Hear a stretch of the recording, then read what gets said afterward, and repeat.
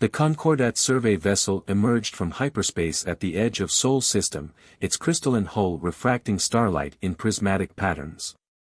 The ship's commander, High Observer Vextal, watched the readings from the primitive civilization with barely concealed disappointment. Another class, 3 species, barely managing fusion power, their first stumbling steps into their own solar system marked by crude chemical rockets and orbital habitats. How perfectly ordinary, Vextal clicked to his crew, his bioluminescent patches pulsing with shades of bored indigo. Prepare the standard first contact protocols for pre-spacefaring races. None of the Concordat's sophisticated sensors detected the quantum-encrypted transmissions racing through subspace, warning Earth of their arrival. Neither did they notice the seamless activation of humanity's planetary defense grid, cloaked by technology that operated on principles the Concordat had never conceived of. Dr. Elena Santos stood before the United Earth Council, her hologram projected into the secure chamber 2 kilometers beneath the Himalayas. The Concordat vessel matches our deep space intelligence exactly. They're following their standard procedure for contacting what they consider primitive species. Director Chen of Earth Defense nodded, his augmented eyes processing multiple data streams simultaneously. Perfect. Operation Humble Shield remains in effect. Let them see exactly what they expect to see. When the Concordat's diplomatic shuttle descended through Earth's atmosphere 3 days later, they found exactly what their prejudices had prepared them for, a species struggling to unite under a single government, their cities still bearing the scars of recent conflicts, their technology a patchwork of different development levels. Ambassador Vextal, newly promoted for this mission, strode into the United Nations building in New York, flanked by his entourage. The human delegates, dressed in their finest but clearly primitive attire, waited with appropriate awe. He did not notice that their neural implants were analyzing every aspect of his species' biology, technology, and social behaviors in real time. Greetings, people of Earth, Vextal announced through his translation device. The Galactic Concordat welcomes you to a new era of enlightenment under our guidance. Dr. Sarah Martinez, Earth's chosen representative, stepped forward. Her simple business suit concealed a quantum computer more powerful than anything the Concordat possessed, her modest jewelry contained enough processing power to run a small city. We are honored by your presence, she said, bowing slightly. Humanity has much to learn. The next 6 months unfolded exactly as Earth had planned. The Concordat established their embassy, began their cultural exchange program, a thinly veiled intelligence-gathering operation, and started introducing carefully selected technologies to their new protectorate species. Meanwhile, in facilities hidden throughout the solar system and in pocket dimensions the Concordat couldn't detect, humanity continued its real work. In a laboratory beneath Europa's ice, Dr. James Chen, Director Chen's son, supervised the final tests of the quantum displacement drive. In asteroid bases throughout the Kuiper Belt, automated factories constructed ships that would make the Concordat's finest vessels look like wooden sailing ships in comparison. They're starting to implement Phase 2, Elena reported during a Secure Council meeting. Right on schedule, they're introducing trade restrictions and security protocols to limit our development. Director Chen smiled. Excellent. How are they responding to our carefully planned technological breakthroughs? Perfectly, Elena replied. They're convinced they're seeing a species making remarkable but predictable progress under their guidance. The quantum signature masking is working flawlessly, they have no idea we're operating entire fleets in dimensional space right under their sensors. The Concordat's reports back to their homeworld painted a picture that made their council very happy, another species being safely guided into the galactic community, their development carefully controlled, their resources and future potential being quietly assessed for eventual exploitation. They never questioned why human ships so readily accepted their tracking beacons. They didn't wonder why humans seemed so interested in their primitive, chemical rockets even after being shown superior Concordat drive systems. They didn't notice that every piece of technology they gifted to humanity was immediately and thoroughly deconstructed in hidden facilities, its principles not just understood but improved upon. The warning signs were there, had they been willing to see them. Human children mastered their educational programs too quickly. Human engineers adapted their technology too efficiently. Human diplomats learned their languages too perfectly. But the Concordat's prejudices about Deathworld species worked against them. Surely such beings, evolved through brutal competition, couldn't possess the sophistication for subtle deception. 1 year after first contact, Ambassador Vextal stood before the Concordat Council, delivering his annual report. The humans continue to progress at an acceptable rate. They show appropriate gratitude for our guidance. While they exhibit some concerning traits typical of Deathworld species, persistence, adaptability, and resource efficiency, these are being properly channeled through our cultural rehabilitation programs. In her office beneath Mount Fuji, Dr. Martinez watched the transmitted session through quantum-tapped feeds. She turned to Director Chen. They're preparing to move forward with their standard subjugation timeline. Shall we continue as planned? Chen's augmented eyes flickered with calculations. Yes. Let them think they're shepherding sheep while we prepare for the day they discover they've been trying to collar wolves. Humanity has waited long enough, let them make the first move. When they do, they'll learn why Earth's history of conflict didn't make us primitive, it made us unstoppable. In the depths of space, human ships waited in dimensional pockets, their quantum drives silent, their weapon systems beyond anything the Concordat could imagine. In hidden bases throughout the solar system, technologies that would reshape the galaxy were ready for deployment. And in the minds of every human being, neural networks more sophisticated than the Concordat's best AI systems processed information and coordinated humanity's greatest deception. The game would end soon enough. But for now, humanity played its role perfectly, the primitive species, grateful for guidance, slowly learning its place in the galaxy. The Concordat would learn too late that they hadn't found another species to subjugate. They had found their successors. And when the time came, the galaxy would remember the day the Deathworlders stopped playing nice. 3 years into humanity's guided development under the Concordat, High Observer Zeldar arrived for an unannounced inspection of Earth's primary spaceship construction facility in orbit above Mars. His crystalline ship sparkled as it approached the seemingly primitive shipyard, where humans labored with what appeared to be basic fusion welders and crude assembly robots. What Zeldar couldn't see were the quantum-shifted facilities that existed in the same space, where human ships of unimaginable sophistication were being assembled by machines that manipulated reality itself. The advanced defense fleet grew larger every day, hidden in dimensional pockets that the Concordat sensors couldn't even theoretically detect. Dr. Maya Patel watched the inspection from her office in the public facility, her neural implants recording every detail of the Concordat officials' reactions. They're particularly interested in our propulsion systems, she sub-vocalized, the message racing through quantum channels to Earth Defense Command. Let them look, came Director Chen's reply. The more convinced they are of our technological inferiority, the better. The Concordat's arrogance had worked in humanity's favor from the start. They saw what they expected to see, a species struggling to understand the basic principles of faster-than-light travel, when in reality, human ships could fold space itself. They watched humans experiment with basic energy weapons, never realizing that Earth possessed technology that could unravel the fabric of reality.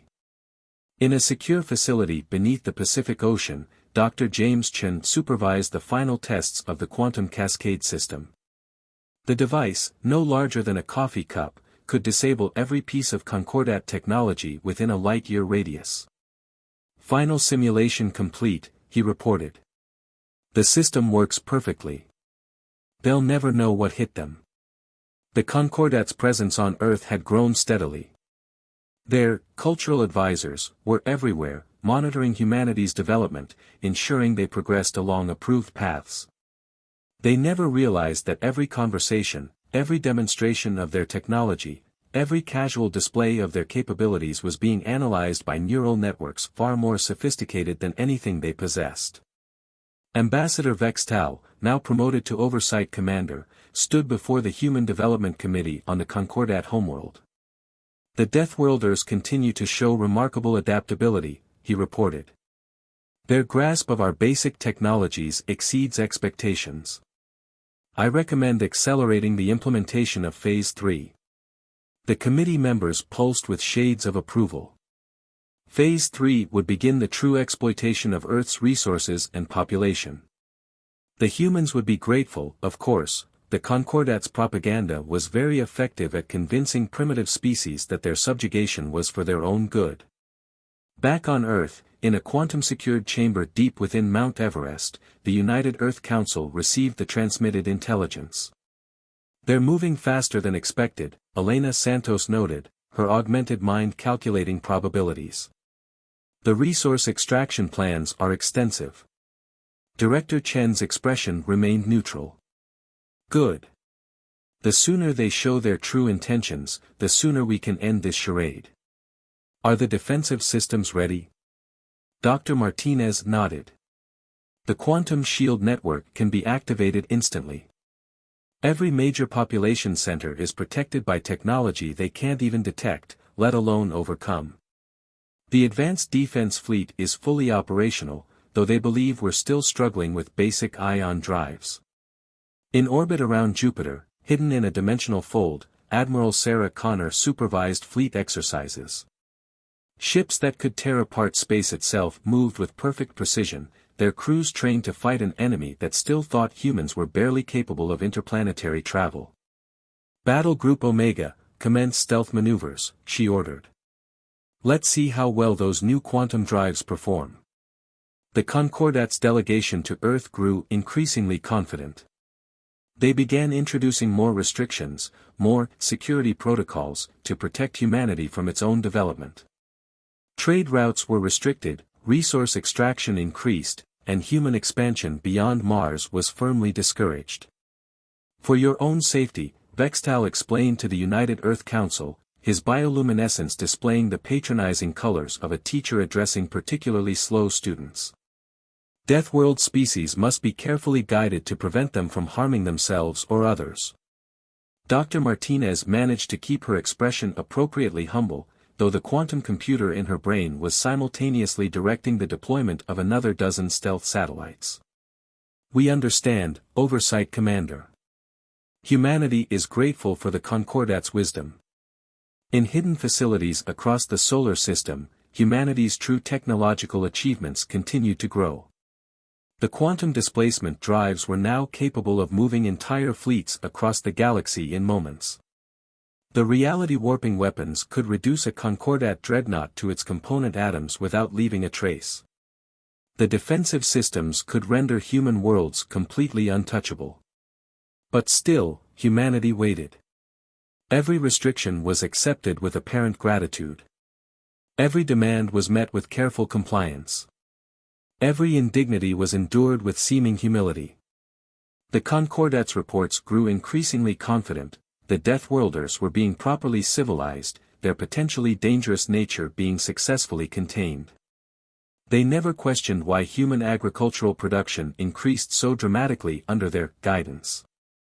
They didn't wonder why human population centers began expanding underground. They didn't notice that the number of humans working in their approved facilities was only a fraction of Earth's population. In her private chambers, Dr. Martinez reviewed the latest intelligence with Director Chen. They're preparing to implement the final phases of their standard subjugation protocol. Once they believe they have full control of our resource production and population centers, they'll begin the process of reducing us to another client species. Chen's augmented eyes flickered with calculations. Perfect. Let them think they're springing a trap while walking into one themselves. Humanity has played the part of the grateful primitive long enough. When they make their move, they'll learn that they haven't been uplifting a primitive species, they've been poking a sleeping giant. Throughout the solar system, hidden in dimensions the Concordat couldn't perceive, humanity's true power waited to be unleashed. The day of revelation approached, and with it, a fundamental shift in the galaxy's balance of power. The art of patience was about to pay off. The day the Concordat revealed their true intentions began like any other. Their massive fleet appeared in the Sol system without warning, thousands of crystalline warships taking up strategic positions around Earth and its colonies.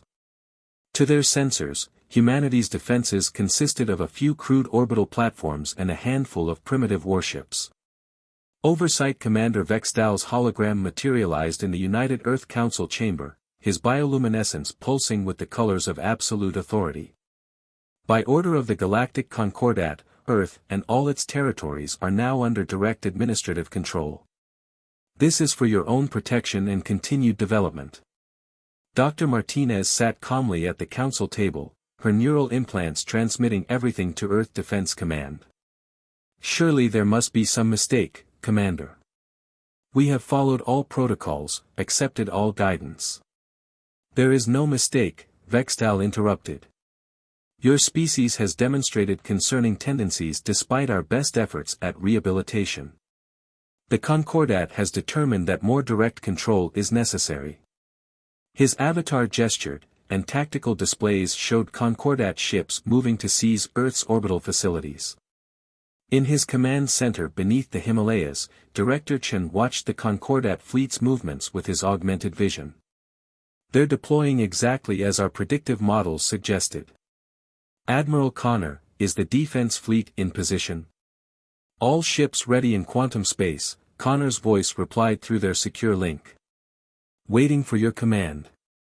The Concordat fleet has no idea we're practically sitting on top of them. The Concordat's demands continue to flow through official channels. Immediate surrender of all military facilities. Transfer of resource management to Concordat control. Implementation of population management protocols. Each requirement stripped away the thin veneer of benevolence, revealing the true face of their supposed mentors. In orbit, Concordat troops began boarding Earth's visible space stations. They found them surprisingly empty, with only token resistance. These Deathworlders are even weaker than we anticipated, the assault commander reported. Perhaps they've been too well domesticated.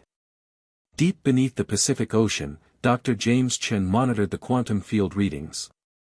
They're beginning to deploy their subjugation field generators, he reported.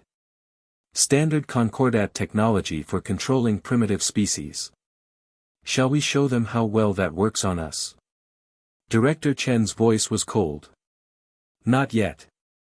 Let them commit fully to their course. Humanity has waited 3 years for this moment. We can wait a few more minutes. Vextal's hologram addressed the council again, his patterns now showing the colors of smug victory. Your species will be properly integrated into the Concordat hierarchy. Resistance is not only futile but unnecessary. We have only your best interests in mind. Dr. Martinez allowed herself a small smile. Commander, humanity has a response to your generous offer. She paused, letting the tension build. Would you like to see what a Death World species can really do? Before Vextal could respond, Dr. Martinez sent the signal. Throughout the solar system, reality itself seemed to shiver. The quantum shield network activated, and suddenly the Concordat sensors came alive with readings they couldn't comprehend.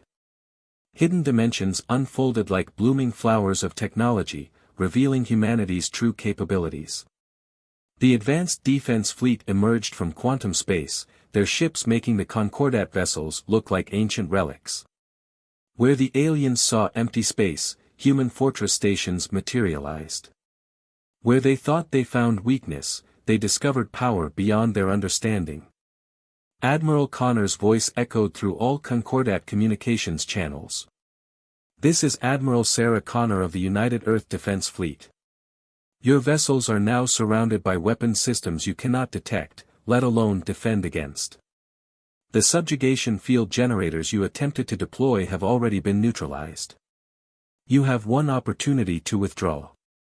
Vextal's hologram flickered as he processed the impossible sensor readings.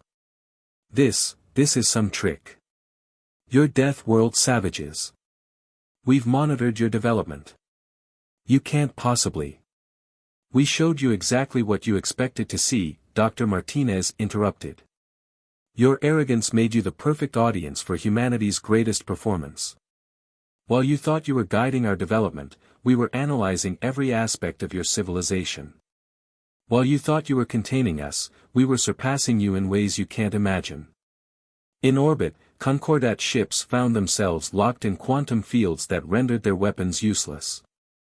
Their supposedly superior technology was being systematically disabled by forces they couldn't understand. Their attempts to call for reinforcements met only silence as humanity's quantum communications interdiction cut them off from the rest of their civilization. Director Chen opened a channel to all Concordat vessels. Your species came to Earth expecting to find another primitive civilization to exploit. Instead, you found humanity. We played weak because we wanted to understand you. We played humble because we wanted to be certain of your intentions. Now we know exactly what kind of civilization you are. The quantum displays showed Concordat ships attempting to flee, only to find themselves trapped in dimensional bubbles that made escape impossible. Their mighty fleet, pride of their civilization, was helpless before technology that operated on principles they had never even theorized. This is humanity's only warning, Admiral Connor announced. The age of Concordat exploitation ends today. You will withdraw all forces from Earth space. You will end all subjugation programs throughout the galaxy. You will recognize Earth as an independent power, or you will learn exactly why our world earned the designation Deathworld. As the Concordat fleet hung helpless in Earth's orbit, surrounded by power they never imagined could exist, the galaxy's balance of power shifted forever. Humanity had finally stopped playing nice. The breaking point had been reached, and there was no going back. The news spread across the galaxy like a quantum shockwave. The Concordat subjugation fleet had been neutralized by a species they'd classified as primitive. Within hours, hidden human quantum communications arrays activated throughout Concordat space, broadcasting the truth to every inhabited world. On the Concordat homeworld, the High Council watched in disbelief as their carefully constructed narrative of benevolent guidance crumbled. The broadcast showed their mighty fleet hanging helpless in Earth's orbit, contained by technology that defied their understanding. Director Chen stood before the United Earth Council, his augmented eyes scanning real-time data from across the galaxy. The Concordat's client species are already beginning to revolt.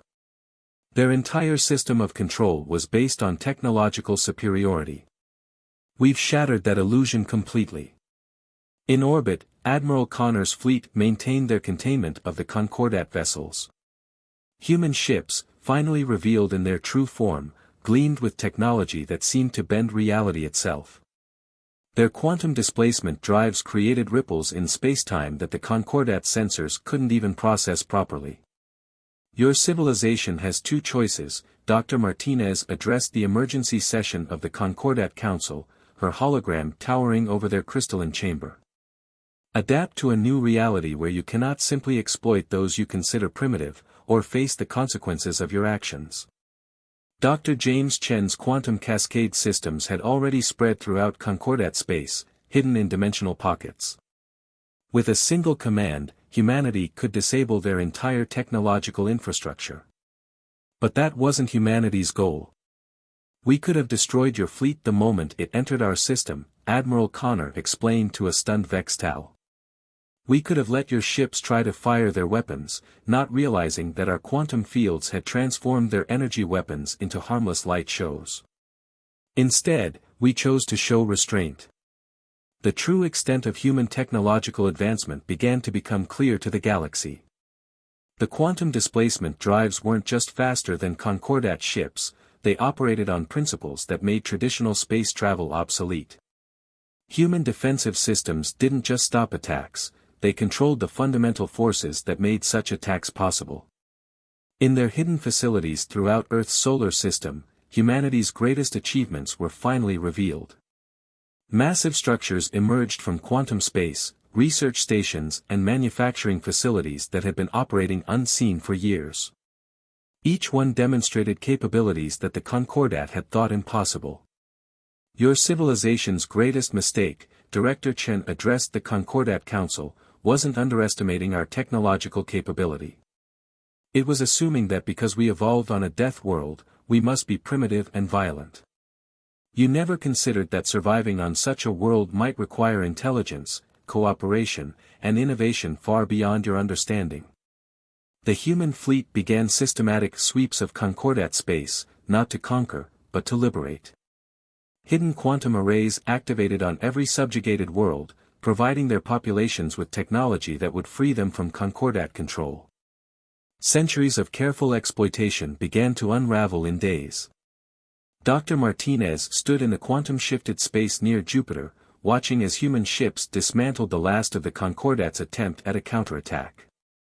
Their weapons, considered the pinnacle of galactic technology just weeks ago, couldn't even detect the human vessels until they chose to be seen. "We didn't develop this technology to conquer," she explained to the gathered representatives of former Concordat client species. "We developed it because our world taught us that survival requires constant innovation. We hid it because our history taught us to be cautious of those who claim to come in peace while carrying weapons." Throughout the galaxy, the true nature of humanity's achievements became clear. The quantum computers that every human carried weren't just tools, they were gateways to understanding reality itself. The ships that seemed to appear and disappear weren't using stealth technology, they were manipulating the fabric of spacetime. In the Himalayan Command Center, Director Chen received reports from across known space. The Concordat's empire was dissolving, not through violence, but through the simple revelation that their technological superiority had been an illusion. Their client species, armed with human quantum technology, were asserting their independence. "Humanity could have simply destroyed your civilization," Admiral Connor told the Concordat Council.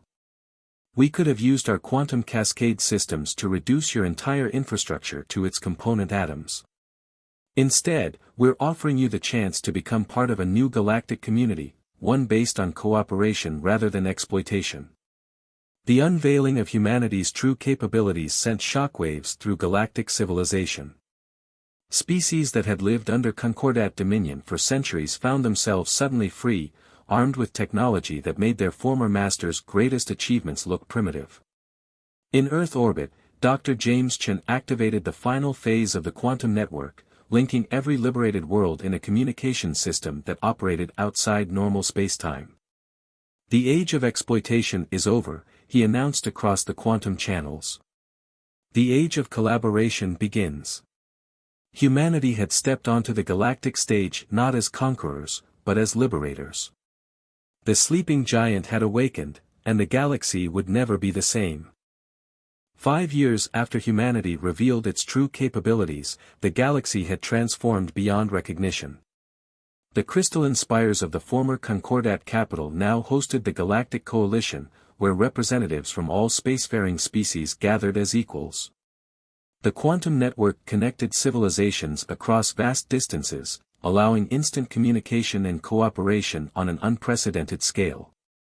Dr. Martinez stood before the Coalition Assembly, her neural implants connecting her to the quantum field that pervaded the chamber.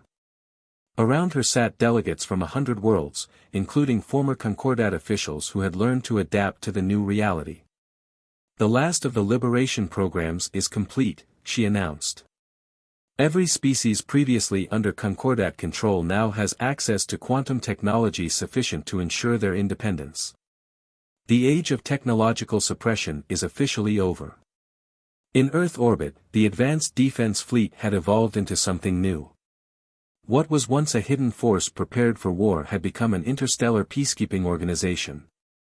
Admiral Connor's ships now served as rapid response units, helping young civilizations deal with natural disasters or technological emergencies. "We remember what it was like to face the universe alone," Connor explained to a group of newly spacefaring species. "Earth was a death world, yes, but that made us stronger. It taught us that true power comes not from domination, but from helping others rise." The quantum displacement technology that humanity had developed in secret now formed the backbone of galactic civilization. Ships moved freely between stars through dimensional folds, carrying trade and cultural exchange rather than weapons and subjugation protocols. Director Chen, his augmented eyes now common technology throughout the galaxy, supervised the establishment of the Coalition's scientific exchange. The Concordat's greatest failure, he told the assembled researchers, was believing that advanced technology must be hoarded and controlled. They never understood that innovation flourishes best when shared. In the depths of what was once Concordat space, Dr. James Chen's quantum cascade systems had been repurposed. Instead of weapons, they now formed an early warning network for astronomical phenomena, protecting developing civilizations from natural disasters that might have once wiped them out. The true measure of an advanced civilization, he explained to a class of mixed-species students, isn't its ability to destroy or dominate. It's the ability to preserve, protect, and nurture growth in others. Former Oversight Commander Vextal, now serving as a coalition advisor, had perhaps undergone the most dramatic transformation. His bioluminescence patterns, once showing only authority and disdain, now displayed the colors of genuine curiosity and cooperation. "We thought we understood the universe," he admitted to the coalition assembly. "We categorized worlds as death worlds or garden worlds, species as primitive or advanced.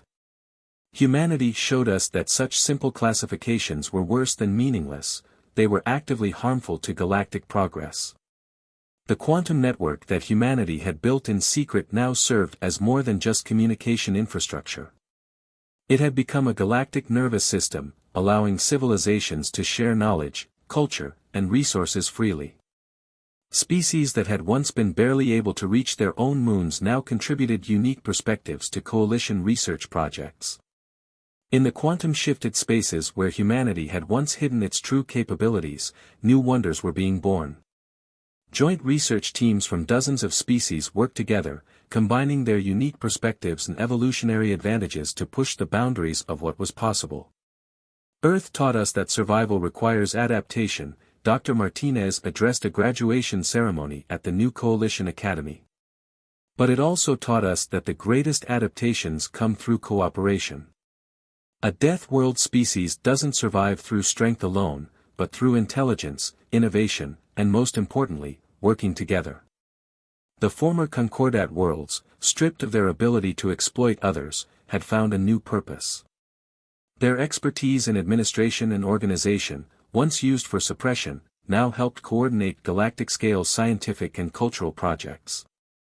Director Chen stood in a quantum-shifted observation deck near Saturn, watching ships from 100 worlds move through the dimensional folds that humanity had discovered.